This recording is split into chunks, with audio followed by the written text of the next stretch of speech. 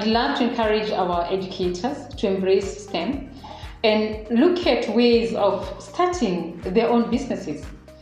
If you start small, think big and learn fast. You can have an impact. You can be part of changing the world in your own little way. One of the jobs that we've done, that we could proudly say as an organization, we've seen it getting from the grassroots and doing extremely well, is working with educators and encouraging them to start STEM hubs or coding centers.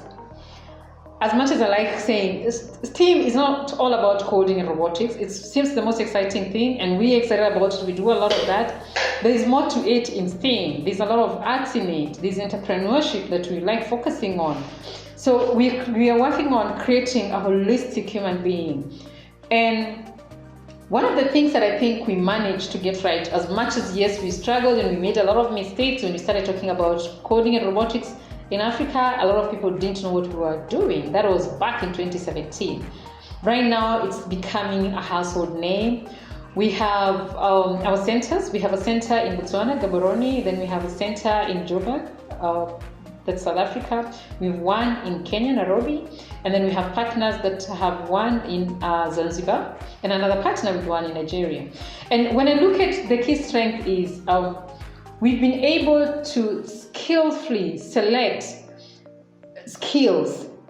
So we have chemical engineers within our company. We have performing arts person who is very skilled and trained in that area. We have a mathematician who is an accountant that came across what we're doing and went like, wow, I love this.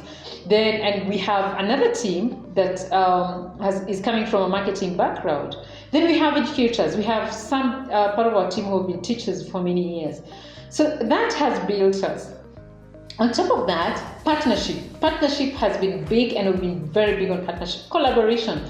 We have mentors. We have mentors who are scientists who have done a lot of similar projects, who constantly we get on a call with, and the educators, some of them fly in and come see what we're doing. So they inspire us, they motivate us, and they teach us what to do. The biggest highlight we've had running STEAM education in Africa has been partnering with a global organization that's called Destination Imagination. We've learned a lot. We've come across projects that we were forced to put blood and sweat, that we started with no money. Stationary, everything becomes a challenge. You're trying to be extremely inclusive, where you want to work with children who are marginalized, who cannot afford to come to your center, and you don't want to stop them from coming. You see the eagerness in their eyes. They're willing to learn. Something that in Africa, because of poverty, a lot of us look at education as my way out of poverty. So you can't block a keen learner. So the current project we have, that Destination Imagination, thank you to them, in partnership with Lumen Technologies, has sponsored this project. This is the first time that I would honestly say, as somebody, an entrepreneur, a social entrepreneur, we've been able to breathe, where the funding was able to upgrade our equipment, and we were able to have a lot of learners, which is quite amazing. Now, when I look at that, when you pick that child who is coming, currently we have children who have traveled 700 kilometers, that's pretty far, to come and stay with relatives, for them to come to our center every day and learn. And that just shows you how keen our children are to learn. And then you observe them that within 2 months, they already know how to code. Some of them, as soon as after 2, 3, 4 days, they're getting acquainted with what you're doing. So that has taught us the eagerness, the need, the scarcity of resources. It has made us extremely innovative. We've learned how to make do with what we have. We've learned what it means for kids to come in shifts. With or without COVID, our center kids come in shifts. We can't afford to have each child using their own laptop. No, we share.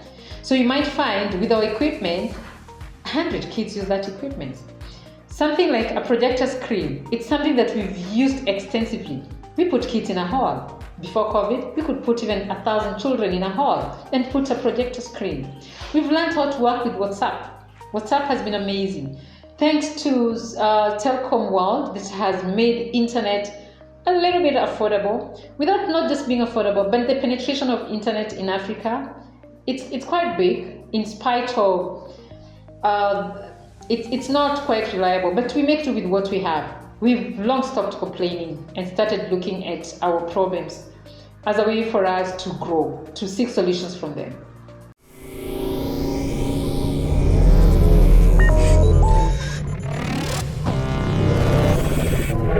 My name is Julian. I'm 12 years old and I haven't been doing coding for that long, but for the time that I've been here, I just love it.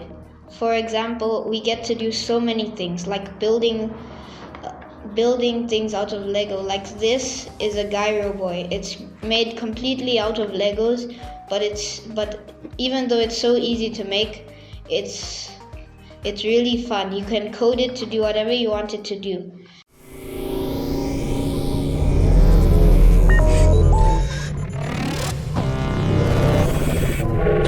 My name is Ludo from Discovery Club. Here in Discovery Club, I'm an instructor. I'm an instructor of Lego, I'm an instructor of Lego, but more especially I'm based on Lego.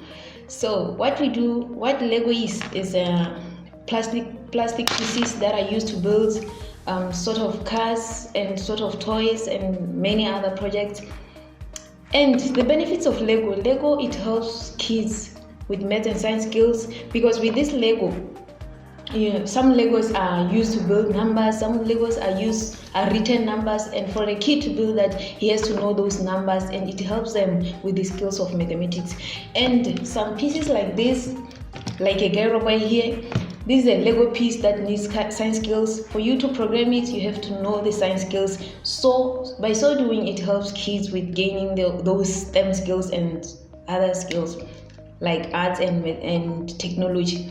And it also helps kids with child development. Kids grow up knowing what technology is.